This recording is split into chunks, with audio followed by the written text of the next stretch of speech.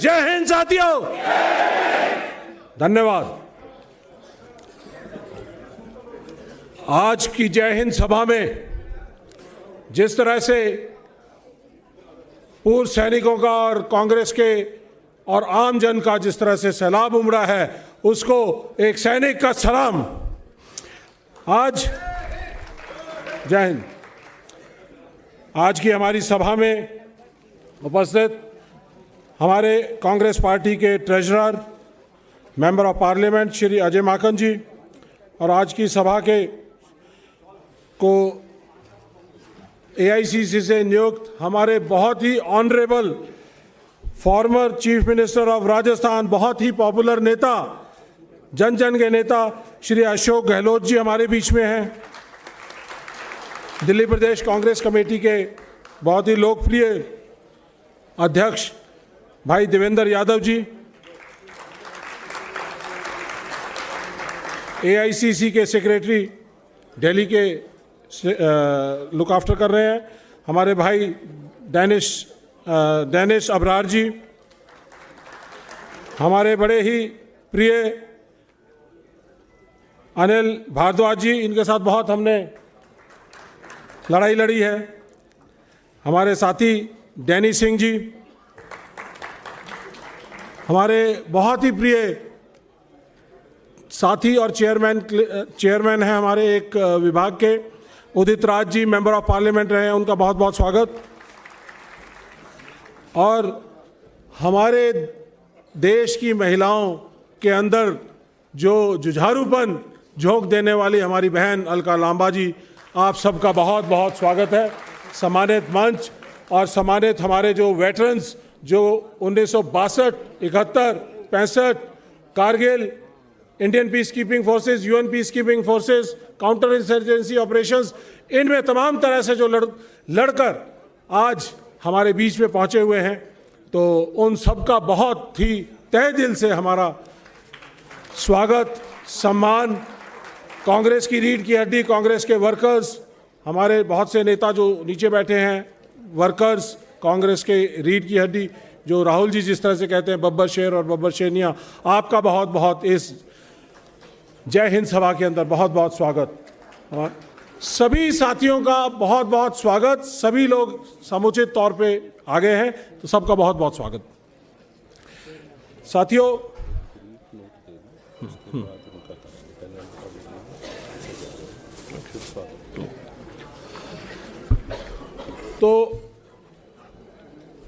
साथियों, हमारी जो जय हिंद सभा है, ये एक हमारे भारतीय सैनिकों के शौर्य, वीरता, पराक्रम और अदम्य साहस जो उन्होंने दिखाया है इस ऑप सिंदूर के दौरान, 22 तारीख को जो पहलगाम हमला हुआ था, उसके बाद जो ऑप सिंदूर हुआ है, उसके अंदर जो इन्होंने पराक्रम दिखाया है, उसको याद करने के लिए, उसको नमन करने के लिए, उनको सलाम करने के लिए कांग्रेस पार्टी ने जय हिंद सभाएं सब देश में रखी हैं। 16 जगहों पर शुरुआत में ये जय हिंद सभा हो रही है,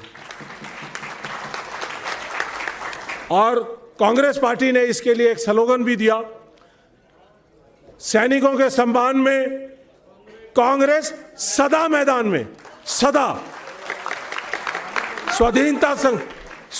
स्वाधीनता संग्राम से लेकर और आज तक कांग्रेस सदा सैनिकों के सम्मान में मैदान में रही है। साथियों, ये जय हिंद सभाएं, इनके 2 मकसद हैं। एक मकसद कि सभी सैनिकों को, पूर्व सैनिकों को, उनकी कुर्बानियों को, उनके परिवारों ने जो कुर्बानियां दी हैं, जो वीर नारियां हमारी, उन सबको सम्मानित करने का प्रोग्राम है। दूसरा, इसके साथ साथ जो हमारे देश के जो आज के हालात हैं, उनके बारे में भी चर्चा करने की ज़रूरत है कि कैसे ये नरसंहार हुआ, ऑप सिंदूर हुआ, सीज फायर हुआ, उसके बाद तमाम तरह से हमें लोगों के बीच में जाने की ज़रूरत है। मैं थोड़ा सा आपको ब्रीफ देना चाहूँगा कि J&K की जो सिक्योरिटी है वो पूरी तरह से मिनिस्ट्री ऑफ होम अफेयर्स के अंडर है, पूरी तरह से। और ये जो जहाँ पहलगाम, श्रीनगर, बारामूला, अवंतीपुर, सोपोर, ये सारे जो इलाके हैं उनमें पूरी तरह से पैरामिलिट्री है, फौज नहीं है। फौज हम मोटे तौर पे कह देते हैं, लेकिन फौज नहीं है। तो पूरी तरह से जिम्मेदारी मिनिस्ट्री ऑफ होम की है। इंटेलिजेंस देने की जिम्मेदारी भी पूरी तरह से मिनिस्ट्री ऑफ होम की है। आईबी की, रॉ की, ये सब मिनिस्ट्री ऑफ होम के अंडर है। और उसके बावजूद इस तरह का इंसिडेंट हो जाता है। और एक छोटा सा और आपको इतिहास में जाने की जरूरत है। 6, 7, 8 अप्रैल को, कुछ दिन पहले ही सिक्योरिटी का रिव्यू हुआ। मिनिस्ट्री ऑफ होम ने रिव्यू किया, पाया कि सब कुछ ठीक ठाक है। होम मिनिस्टर ने कहा सब कुछ ठीक है। 17 अप्रैल को प्रधानमंत्री जी का वहां पर दौरा था, जिसको सिक्योरिटी कारणों की वजह से कैंसिल कर दिया गया। और उसके बाद 5 दिन बाद पहलगाम का बायसरन वैली के अंदर जो नरसंहार हुआ, वो 5 दिन बाद हुआ है। तो कहीं ना कहीं बहुत ही बड़ी एक सिक्योरिटी इंटेलिजेंस फेलियर रही है कि हमने, यहां बहुत सारे सैनिक बैठे हैं। 40 साल का जो आतंकवादी घटनाओं का जो इतिहास है J&K का, और हमारा 28 साल का, मेरा और बहुत सारे साथियों का जो अपना एक्सपीरियंस है। आतंकवादी आते हैं, जितनी जल्दी आते हैं वारदात करते हैं और एकदम भाग जाते हैं अपना सेफ रास्ता ढूंढकर। लेकिन 40 मिनट तक नरसंहार होता रहा। वहाँ पे कोई पुलिस पोस्ट नहीं, कोई पिकेट नहीं, कोई सिक्योरिटी नहीं, कोई सिस्टम नहीं। 40 मिनट तक होता रहा। और हम हिमांशी नरवाल से मिले, लेफ्टिनेंट नरवाल की जो पत्नी है, जिसकी फ़ोटोज़ बहुत ज़्यादा वायरल हुई। राहुल गांधी जी गए। राहुल गांधी जी कई परिवारों के पास गए, और राहुल गांधी जी गए तो ये भी बताया उन्होंने कि तकरीबन 1 घंटा 10 मिनट तक लेफ्टिनेंट नरवाल की सांसें चल रही थी। अगर ये सिस्टम उनका इवैक्यूएशन का होता, इसी तरह से बहुत सारे ऐसे लोग थे जिनकी जानें बच सकती थी। तो साथियों, ये लेखा जोखा लेने का समय है। जहां तक बात है, जब ये हमला हुआ, कांग्रेस पार्टी ने तुरंत कांग्रेस वर्किंग कमेटी की मीटिंग बुलाकर यह कहा, एक रेजोल्यूशन किया कि हम भारतीय सेनाओं के साथ हैं, भारतीय सरकार के साथ हैं। इस आतंकवाद को मुंह तोड़ जवाब देने के लिए जो इनके आका कहीं भी बैठे हैं, देश में विदेश में, हमें उनको मुंह तोड़ जवाब देने की जरूरत है। और कांग्रेस पार्टी एक मुश्त, इंडिया गठबंधन, ऑपोजिशन, सब एक साथ था। उन्होंने कहा जो आप कार्रवाई करोगे उसके साथ कांग्रेस पार्टी है, ऑपोजिशन है। तो ऐसा एक मंजर हमने देखा कि पूरे देश में 146 करोड़ लोग, ऑपोजिशन पार्टीज, सरकार, भारतीय सेना, सब एकजुट थे कि इस आतंकवाद का बदला लेना जरूरी है। आतंकवाद के बदले के लिए ऑपरेशन सिंदूर लॉन्च किया गया, बहुत अच्छा काम किया गया। और जो किसी भी लड़ाई के 2 उद्देश्य होते हैं, एक मिलिट्री ऑब्जेक्टिव और एक पॉलिटिकल ऑब्जेक्टिव। मिलिट्री ऑब्जेक्टिव जो हमारी भारतीय सेनाओं को 6 और 7 की रात को दिया गया, उसको उन्होंने बखूबी अंजाम किया। मैं सलाम करना चाहता हूं कि उन्होंने 9 टारगेट पूरी तरह से ध्वस्त कर दिया। जो 9 टेररिस्ट ट्रेनिंग कैंप से उनको ध्वस्त करने का काम किया। लेकिन वहां पर 150 से ज्यादा ट्रेनिंग कैंप हैं, लॉन्चिंग पैड हैं, स्टेजिंग एरियाज हैं, जिनकी जानकारी भारतीय सेनाओं को है। तो अगर हमारी भारतीय सरकार सेना को वो ऑब्जेक्टिव भी देती, तो सेना उन ऑब्जेक्टिव को भी पूरी तरह से हासिल करती और उनको निस्तेनाबूद कर देती। लेकिन यहां पे एक जो बात जो दिल में जो टीस की तरह लगती है, वो ये है कि जब ऑपरेशन शुरू हो रहा था, हमारे सेनाएं पाकिस्तान के साथ आंखों से आंखें लड़ाकर लड़ाई लड़ रही थी। उस समय हमारे एक्सटर्नल अफेयर मिनिस्टर वो पाकिस्तान के अपने काउंटर पार्ट से बात कर रहे थे, कह रहे थे कि हम लोग टेररिस्ट कैंपों को उड़ा रहे हैं, आप और आपकी मिलिट्री दूर रहे। ऐसा हमने नहीं देखा कभी कि अपनी लड़ाई के लिए हम जा रहे हैं और देश की सरकार का एक नुमाइंदा वहां पर बात कर रहा है और कहता है कि हम आ रहे हैं, और उसके आने की वजह से कितना बड़ा हमारा क्या पता क्या नुकसान हुआ क्या नहीं हुआ, यह जानने की जरूरत है।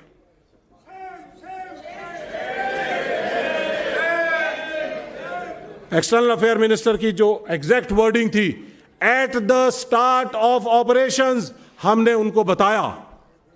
तो इसका मतलब आपने अपने देश की सेनाओं के ऑपरेशंस की, सीक्रेसी की, सरप्राइज की, डिसेप्शन की हर चीज़ की इतला उनको दे दी और उनके रडार, उनका इलेक्ट्रोमैग्नेटिक सिस्टम, उनके आर्टिलरी गन, उनकी मिसाइलें सब हमारी तरफ तन चुकी थी। उसके बाद भी हमारी सेनाओं ने जो पराक्रमी काम किया है, उनके ठिकानों को सक्सेसफुली ध्वस्त किया है, तो यह हमारे देश की भारतीय सेनाओं की बहुत बड़ी जीत है।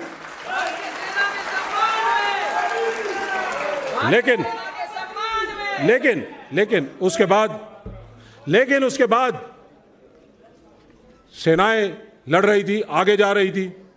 उसके बाद 10 तारीख को सुबह जब ब्रीफिंग होती है मिनिस्ट्री ऑफ फाइनेंस और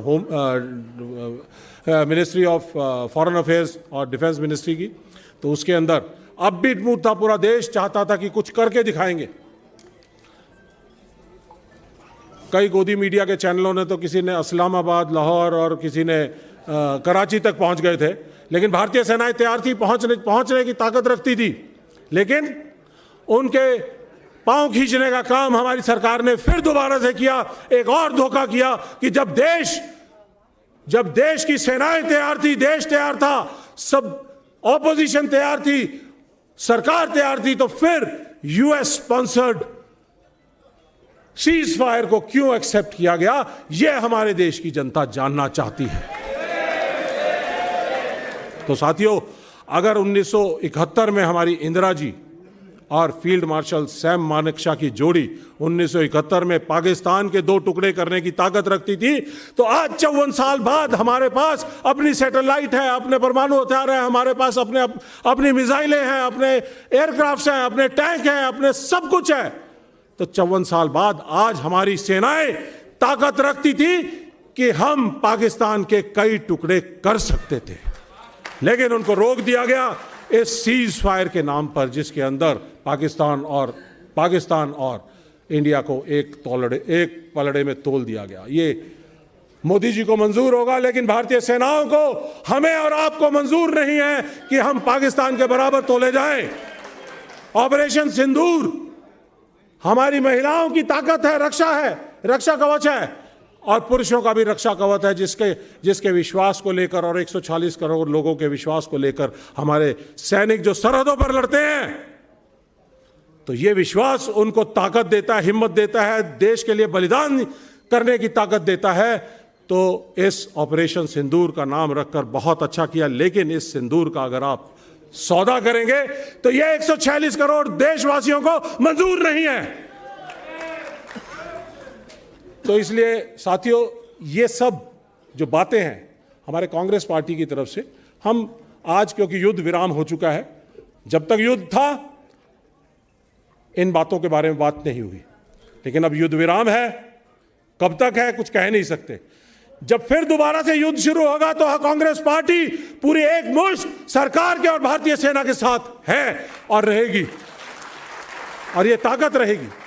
लेकिन आज लेसन्स लर्न करने का ज़रूरत है कि कहाँ कमी रही, कहाँ चूक रही। तो ये जो आंकलन करना, ये बहुत ज़रूरी है। तो इस आंकलन के लिए और लोगों के बीच में जाने के लिए, सैनिकों का सम्मान करने के लिए जन सभाएं, जय हिंद सभाएं की जा रही हैं, पूरे देश भर में हो रही हैं। 16 जगह पे है अभी फ़िलहाल पहले फेज़ में, उसके बाद पूरे देश के अंदर और भी जगह होंगी, और हर डिस्ट्रिक्ट ब्लॉक हेडक्वार्टर्स के ऊपर ये किया जाएगा। ये कांग्रेस पार्टी ये पैगाम अपने लोगों के बीच में लेकर जाएगी कि क्या खोया और क्या पाया। और बहुत सारी बातें हैं, कुछ चीज़ें मैंने जान के छोड़ दी हैं ताकि बाकी वक्ता आपको तफसील से उनके बारे में सही तरीके से आपको ज्ञान दे सकें। साथियों, जितने भी सैनिक हमारे यहाँ पे आए, पूर्व सैनिक यहाँ पे आए, परिवार आए, उन सबको बहुत बहुत धन्यवाद। कांग्रेस पार्टी के लोगों को सबको धन्यवाद। और आगे भी ऐसे ही प्रोग्राम होते रहेंगे। जज्बा है दिल मांगे मोर, दिल मांगे मोर। सैनिकों के सम्मान में कांग्रेस सदा मैदान। धन्यवाद, थैंक यू।